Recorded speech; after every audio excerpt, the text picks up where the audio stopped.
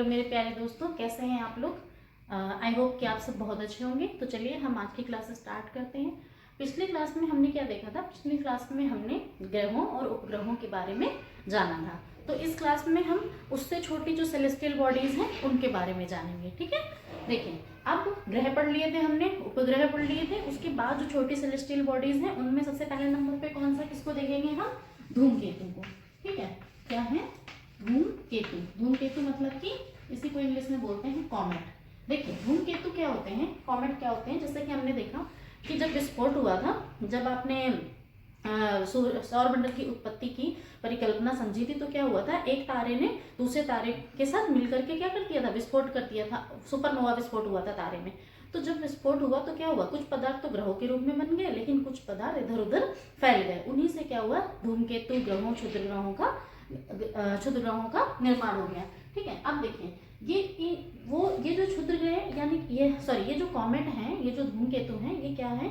ये धात्विक पिंडों से बने हुए चट्टानों और धात्विक पिंडों से बने हुए टुकड़े हैं, जिसपे बहुत ज्यादा मात्रा में गैस और बर्फ और धूल ये सब इकट्ठा है। मान लीजिए कि ये एक कॉमेट है यानी कि चट्टानी पिंड है, और इसको चारों तरफ से एक गैस और धूल के आवरण ने इसको घेर रखा है। ठीक है, अब जब ये सन के पास आते हैं, मतलब जैसे कि ये सारे ग्रह और उपग्रह सूर्य का चक्कर लगा रहे हैं एक एलिप्टिकल पाथ पे, वैसे ही ये भी चक्कर लगा रहा है। ठीक है, तो ये क्या होता है, जब सन के पास आता है तो बहुत पिंड जैसे ही सूर्य के पास वाली ऑर्बिट में आता है, पास आता है, इसकी दूरी सूर्य से कम होने लगती है, तो क्या होता है, इसका जो बाहरी आवरण है, जो गैस और बर्फ का बना हुआ है, वो क्या करता है, वो वाष्पीकृत हो जाता है। यही बर्फ वाष्पीकृत हो जाती है, और धूल कण और गैसों के वाष्पित होने से क्या होता है, एक पूंछ जैसी आकृति बन जाती है। कई किलोमीटर लंबी एक पूंछ जैसी आकृति बन जाती है।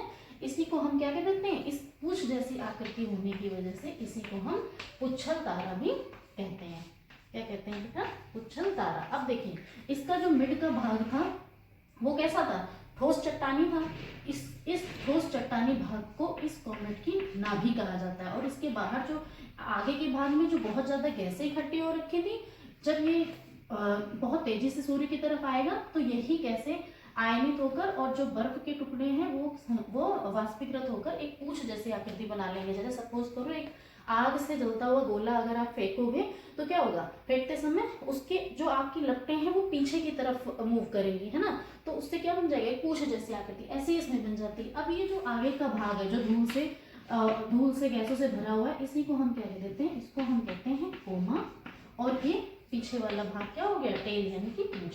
तो इस तरह से हमने देखा कि पुच्छल तारा यानी कि कॉमेट के 3 भाग होते हैं। कौन सा? बीच का जो ठोस भाग है, सघन है, वो नाभि, आगे का जो गैसियस पदार्थों से मिलकर बना है वो कोमा, और पीछे जो इसकी पूंछ जैसी आकृति बनती है इसको तो हम पूंछ कहते हैं। ठीक है, तो इसीलिए हम इसको पुच्छल तारा भी कहते हैं। ठीक है, अब देखिए इसकी जो कभी घूमते हुए ये पृथ्वी के बहुत पास आ जाता है, तो पृथ्वी से इसको देखे जाने की जो सबसे कम अवधि है, जो सबसे कम समय है, वो कितना है? 76 वर्ष। हर 76 वर्ष में पृथ्वी से हम लोग धूमकेतु को देख सकते हैं। पिछली बार धूमकेतु कब देखा गया था? 1986 में देखा गया था। तो अब अगला धूमकेतु देखने के लिए हमें कितना इंतजार करना पड़ेगा? हमें अगले 76 ईयर्स का इंतजार करना पड़ेगा। आई होप कि आपको धूमकेतु के बारे में सब कुछ समझ में आ गया होगा, है ना।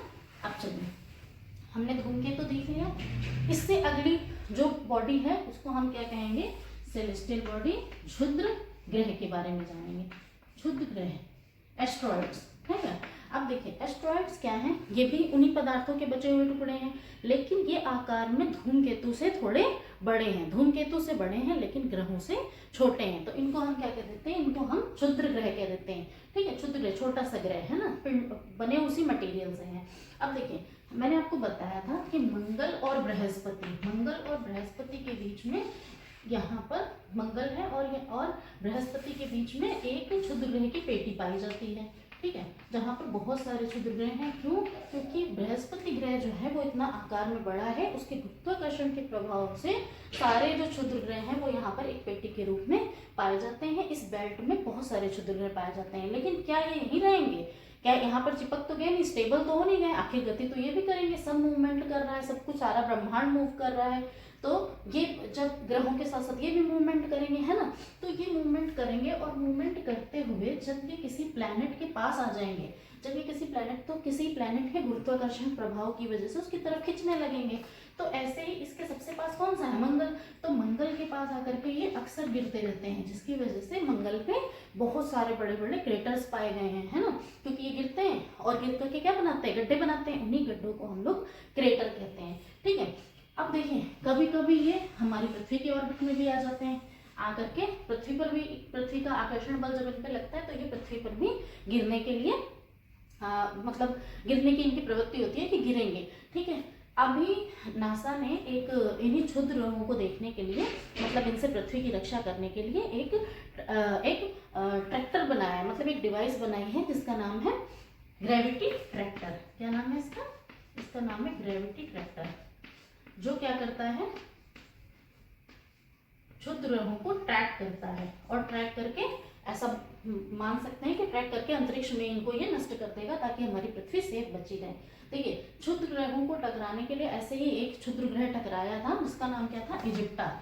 एक इजिप्टा नाम का क्षुद्र ग्रह जो है कब टकराया था, जुरासिक इरा में इजिप्टा नाम का एक क्षुद्र ग्रह हमारी पृथ्वी से टकराया और टकराने के बाद इतना भयानक विस्फोट हुआ, जैसे क्या वो इतनी सारी ऊष्मा उत्पन्न हुई, और ऊष्मा तो उत्पन्न हुई और साथ में जब पृथ्वी एक तो मूव कर रही थी, जब इस पे बहुत तेजी से आकर के इजिप्टा नाम का क्षुद्र ग्रह टकराया तो इसमें इतने भयानक भूकंप आए, पूरी पृथ्वी हिल गई और अंदर से सारा जो मैग्मा था, सारा मैग्मा गर्म होकर के बाहर ज्वालामुखी से इतने भयानक विस्फोट हुए, आग ही आग बरसने लगी। और क्या हुआ, सिर्फ डायनासोर ही नहीं मरे उसमें, डायनासोर के साथ साथ जितने भी जीव जंतु थे उस समय के ऑलमोस्ट सब मर गए। ये पहला मास एक्सटेंशन था जो हमारी पृथ्वी पर हुआ था।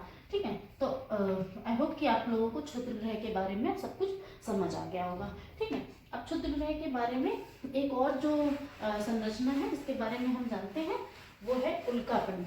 ठीक है, जिसको हम क्या कहते हैं, उल्कापिंड। देखिए उल्कापिंड क्या होते हैं, देखिए उल्कापिंड भी जो थोड़े बड़ी संरचनाएं थी वो क्षुद्र ग्रह बन गई, उससे जो छोटी थी वो धूमकेतु बन गई। उल्कापिंड सबसे छोटे छोटे चट्टानों के टुकड़े होते हैं। ठीक है, छोटे छोटे चट्टानों के टुकड़े हैं और ये अंतरिक्ष में फैले हुए हैं, ये भी परिक्रमा कर रहे हैं सूर्य की। ठीक है, तो जैसे ये भी जब किसी भी प्लैनेट के गुरुत्वाकर्षण के प्रभाव में आते हैं तो उस पर गिरने लगते हैं। तो ऐसे ही हमारे जब ये अर्थ के ऊपर गिरते हैं, हमारी अर्थ में गिरते हैं, तो अर्थ में हमारे सघन वायुमंडल है। ठीक है, इस वायुमंडल से टकराने में जैसे ये एंटर करते हैं तो इस वायुमंडल में अपोजिट अपवर्ड्स क्या लगता है, फ्रिक्शन लगता है, घर्षण लगता है। इस घर्षण बल के प्रभाव से ये उल्कापिंड जलने लगते हैं। ठीक है, और इसी जलते हुए को, जब ये जलते हैं तो इसी जलते हुए उल्कापिंड को क्या बोला जाता है, उल्काश्म बोला जाता है। क्या बोला जाता है, उल्काश्म बोला जाता है। जब यही जलने लगते हैं तो इसी को हम लोग क्या कहते हैं, टूटता हुआ तारा भी कहते हैं, टूटता हुआ तारा। और इसी को देख के हमारे देश का जो युवा वर्ग है वो विशेष मानता है ना। बताओ, जो खुद टूट रहा है तो वो आपको क्या खुशी देगा। ठीक है, तो इसी को हमने क्या कह दिया, इसी उल्कापिंड को जब ये हमारी पृथ्वी के वायुमंडल में घर्षण से जलता है तो इसी को हम टूटता हुआ तारा कह देते हैं। और जलता है तो इसको उल्काश्म कहा जाता है। और जब ये हमारी पृथ्वी पर गिर जाए अगर, तो इसको हम क्या कह देते हैं, उल्कापिंड कह देते हैं। और जहाँ भी ये गिरता है तो क्या बनाता है, जहाँ भी ये गिरता है वहां पर गड्ढे बना देता है और इन गड्ढों को हम लोग क्रेटर कहते हैं। क्या कहते हैं, क्रेटर। ऐसे ही महाराष्ट्र की जो झील है लोनार झील, वो भी एक ऐसी ही क्रेटर झील का उदाहरण है। मतलब क्षुद्र ग्रह गिरा होगा और क्या हुआ होगा, एक बड़ा सा गड्ढा हो गया, गड्ढे में बाद में पानी भर गया, बारिश हो गई तो यही एक झील बन गई। और ये कौन सी झील बन गई, लोनार झील, इसको नाम दिया गया लोनार झील। महाराष्ट्र की लोनार झील जो है वो ऐसे ही एक क्रेटर झील का उदाहरण है। ठीक है, तो आपको अब सारी बातें सीक्वेंसली समझ में आई।